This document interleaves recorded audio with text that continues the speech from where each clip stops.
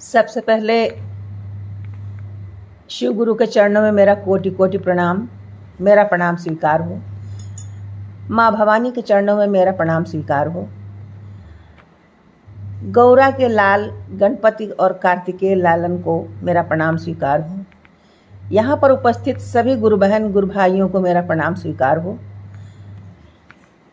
आज मैं भक्तों एक ऐसी कथा कहने जा रही हूँ जिसमें ये दर्शाया गया है कि एक आलसी पति अपने पेट की भूख को शांत करने के लिए भक्ति करने लगता है, जबकि भक्ति का तरीका उसको नहीं आता है।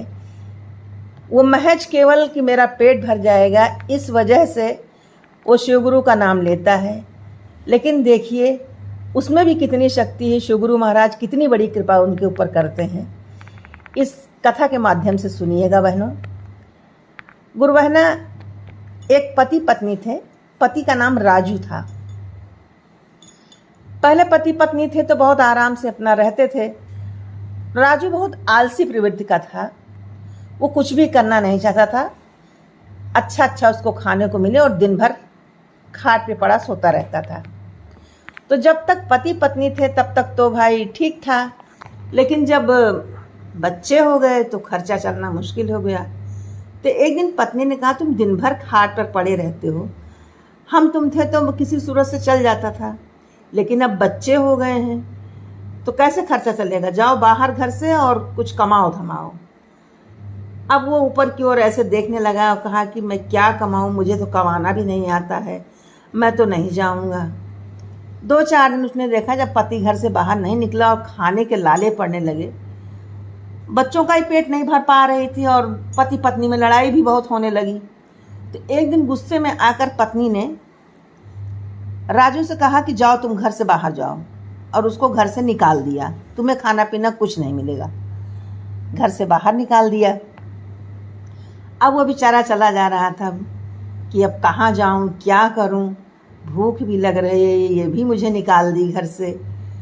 तो देखा वहाँ एक शिवगुरु का मंदिर, शिव चर्चा चल रही थी बहनों, बहुत प्यारी चर्चा चल रही थी। वहाँ पर वो खड़ा हो गया।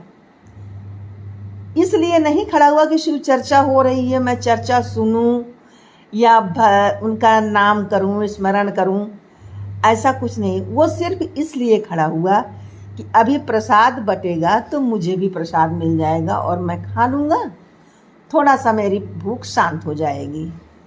इस लालच से वो खड़ा रहा। शिव चर्चा समाप्त हुई, भजन कीर्तन भी समाप्त हुआ, प्रसाद वितरण हुआ, तो प्रसाद उसको मिला, खाया उसने। सभी लोग चले गए।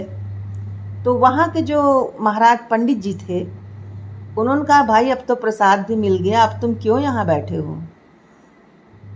तो उसके दिमाग में आया कि यहाँ रोज ऐसे ही प्रसाद मिलेगा, मैं क्यों ना यहीं रह जाऊं, तो प्रसाद मिलेगा तो मेरा पेटवा भर ही जाएगा। तो कहा कि हे महाराज, हमको इसी मंदिर में रख लीजिए। तो मंदिर में क्या करोगे तुम, तो जो कहिएगा वही करेंगे। तो कहे ठीक है, तुम सुबह उठ करके मंदिर की सफाई करना और शिव गुरु का नमः शिवाय का जाप 1 घंटा करना सुबह और 1 घंटा शाम को करना। तो कहे कि अपने मन में सोचा करना क्या है, मुंह चला लेंगे, 1 घंटा नमः शिवाय कर लेंगे और 1 घंटा शाम को, पेट तो भरेगा, खाना मिलेगा। तो वो अपना मंदिर में रुक गया और सुबह शाम यही काम करने लगा। उसको बदले में भरपेट भोजन मिलता था, अपना मंदिर में सो जाता था।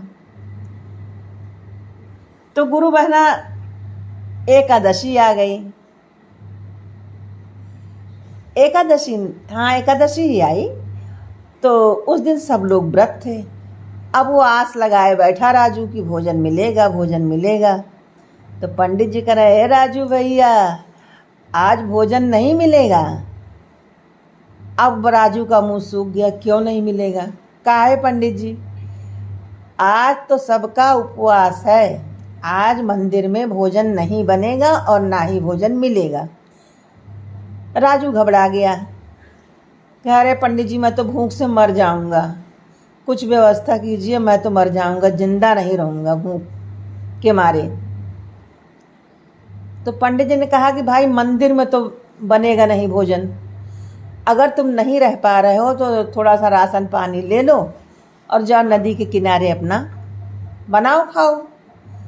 तो कहा ठीक है, हमको दे दीजिए आटा दाल चावल, हम नदी किनारे बना लेंगे। गंगा जी के किनारे गया, लेकिन एक शर्त पे उन्होंने राशन दिया कि भोजन बनाने के बाद पहले भगवान को भोग लगा करके तभी तुम खाना।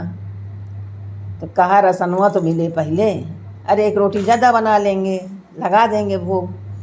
राशन लेके गया, 3 टिक्कर बनाया। 3 टिक्कर बनाने के बाद भगवान को बुला रहा है। कैसे, सुनिएगा।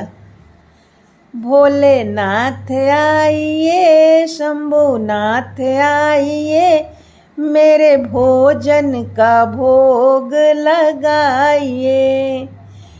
भोलेनाथ आइए, शंभुनाथ आइए, मेरे भोजन का भोग लगाइए। अब ऊपर से गौरा पार्वती देख रहे तो कहे देखो भोजन बनाया है, बुला रहा, चलो भोग लगाएं, देखें क्या बनाया है। गौरा पार्वती अपना आए नीचे भाई, गौरा पार्वती भोलेनाथ दोनों लोग आए। अब जब 2 लोगों को देखा तो कहा लो, एक जने को बुलाए, 2 लोग चले आए। 3 टिक्कर बनाए हैं हम, अब क्या हम खाएं, कुल इन लोग को दे देंगे तो हम क्या खाएंगे। तो कहा कि चलो एक तो बचेगा, एक खा लेंगे। एक टिक्कर पार्वती और भोलेनाथ को दिया, भोग लगाए, वो लोग खा के चले गए। उसके बाद जो है 1 टिक्कर अपना खाया, मंदिर में आया, बताने लगा कि इतना थोड़ा सा राशन दिए थे और भोलेनाथ को बुलाए भोजन के लिए, तो पार्वती जी भी चली आईं। 2 टिक्कर तो वही लोग खा लिए, 1 टिक्कर हम पाए खाने के लिए। तो अगली एकादशी को थोड़ा भोजन की व्यवस्था में थोड़ा सा राशन ज़्यादा दे दीजिएगा। तो अच्छा ठीक है। अगली एकादशी जब आई तो फिर उनको राशन मिला, थोड़ा ज़्यादा दिया गया। अब की बार गए तो 5 टिक्कर उन्होंने बनाए कि भाई ये लोग आ जाते हैं भोलेनाथ और गौरा जी, तो हमको खाना कम पड़ जाता है। तो उसने 5 टिक्कर बनाया कि एक उन लोगों को देंगे, तब भी 3 हम खा लेंगे, पेट भर जाएगा। बनाया उसने भोजन, बना करके भोग के लिए उनको बुलाया कि भोलेनाथ आइए, शंभुनाथ आइए, मेरे भोजन का भोग लगाइए। अब भैया चले, भोलेनाथ गौरा जी चली, साथ में कार्तिक ललनवा और गणेश भगवान चले, आए बैठे। अब तो राजू का जीव और जर गया। राजू बहुत गुस्से में हो गया कि ले, जब 1 को बुलाए तो 2 आ गए, अब उन दोनों लोगों का हिस्सा बनाए तो 4 लोग आ गए, अब क्या करें। तब उन्होंने 1 टिक्कर सबको दिया, फिर उनके हिस्से में 1 ही टिक्कर आई तो खाया उन्होंने जाके। फिर बहुत गुस्से में जाके बोले भाई ऐसे कैसे चलेगा पंडित जी, हम इतना बनाते हैं, 1 को बुलाते हैं 4 आ जाते हैं, अब की बोरी में राशन दीजिएगा। तो अच्छा कहे ठीक है भाई। तो जब दूसरी एकादशी आई तो बोरी में राशन वासन लेके गए और वहीं गंगा किनारे सब पुटकी रख दिए, पोटली जितनी ले गए थे, दाल चावल आटा सब्जी सब वहीं रख दिए। तो कहे आज बनाएंगे नहीं, ये लोग फिर एक खाने के आदी हो गए हैं, आज आवें और अपना भोग बनावें, खाएं, हमको भी खिलावें। तो अपना धर के एक पेड़ के नीचे जाके बैठ गया। अब भोलेनाथ का आज एकादशी है, आज राजू बनाया होगा, बुलाया नहीं अभी तक हम लोग को, तो चलो देखते हैं क्या कर रहे हैं। आए भैया आए, अब राजू वहीं पेड़ के नीचे से देख रहे थे। कहे फिर ही खाने की आदत पड़ गई है ना, अब आए हो तो बनाओ खाओ और हमको भी खिलाओ, हम नहीं बनाएंगे खाना। अब नीचे आ चुकी थी पार्वती मैया, कहें चलो भाई हम ही बनाते हैं। तो जब पार्वती मैया पोटली उटली खोले तो ऊपर से सब स्वर्ग से सारे देवी देवता बहुत प्रसन्न, सब नीचे आके बैठ गए। माता आज खाना बना रही हैं, आज प्रसाद हम लोग को मिलेगा। सारे देवी देवता दौड़ दौड़ के, कोई सब्जी काट रहा है, कोई पानी ला रहा है, कोई दाल चावल धुल रहा है और मैया अपना बैठ के बना रही हैं। पूरे देवी देवता सब आ करके वहीं बैठे हुए थे। तो कहे हाँ अब बनाओ और खाओ तो मज़ा आएगा, कितना मेहनत लगता है बनाने में।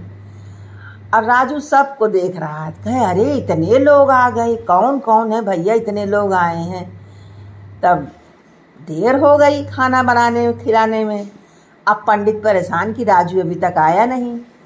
पंडित आए, देखे राजू तुम यहाँ बैठे हो, खाना कौन बना रहा है। तो कहें कि अरे पंडित जी देखिए तो कितने लोग बैठे हैं, माता जी खाना बना रही हैं, कितने लोग बैठे हैं खाना खाने के लिए। पंडित जी कुछ दिखे ना, राजू को सब दिखे। तो कहने का मतलब गुरु बहना, भक्ति किसी भी प्रकार से कीजिए, भोलेनाथ सब स्वीकार करते हैं। राजू को भक्ति का तरीका थोड़ी आता था, वो तो अपना पेट पालने के लिए जैसे जैसे पंडित जी कहते जा रहे थे वैसे वैसे करता जा रहा था, लेकिन भोलेनाथ की कृपा उसके ऊपर हुई। तो कहे राजू तुमको दिख रहा है। कहे हाँ वो देखिए माता पार्वती बैठी हैं, वो देखिए रामचंद्र लक्ष्मण सब लोग आए हुए हैं। कहे हमें तो नहीं दिख रहा। तब राजू ने आंख बंद करके प्रार्थना की कि हे भोलेनाथ, हे मैया भवानी, जैसे आपने हमको दर्शन दिया सारे देवी देवता, वैसे इस मूर्ख पंडित को भी दर्शन दीजिए। अब देखिए उसको मूर्ख बना दिया। और पंडित तो अपना भाई जीवन यापन के लिए अपना रोजगार उसको समझ के पंडित गिरी का काम करता था अपना। तब सब देवी देवता जब दर्शन दिए, उनका जीवन धन्य हो गया और अच्छी तरह से राजू अपना वही काम करने लगा पंडित के साथ मिल करके अपना दिनचर्या बना लिया। रोज़ सेवा किया करता था, भरपेट भोजन पाता था और अब पत्नी को भी अपने साथ रखने लगा था, उसको भी खर्चा बर्चा अपना दे दिया करता था। तो एक बार प्रेम से बोलिए हर हर महादेव, हर हर महा